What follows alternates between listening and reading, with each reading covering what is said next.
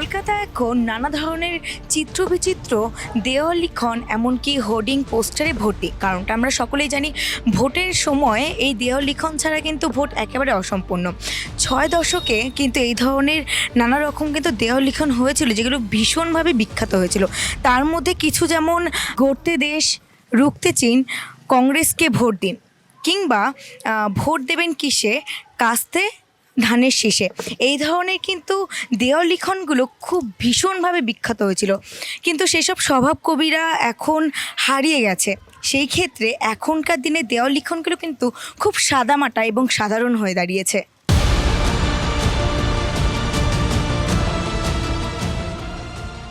আমরা দেখলাম চিত্র বিচিত্র নানা ধরনের দেয়াল লিখন। কোথাও দেখা যাচ্ছে বিজেপির বিপক্ষে পোস্টার পড়েছে, কোথাও বা তৃণমূলের বিপক্ষে পোস্টার পড়েছে। এই সমস্ত কিছু দেখে কিন্তু বোঝার অপেক্ষা রাখে না এবারের ভোটের কেন্দ্র চরিত্র এনারা দুজন। ক্যামেরায় সত্যজিৎ সাহার সাথে পৌলমী হালদার, বাংলার পালস টিভি।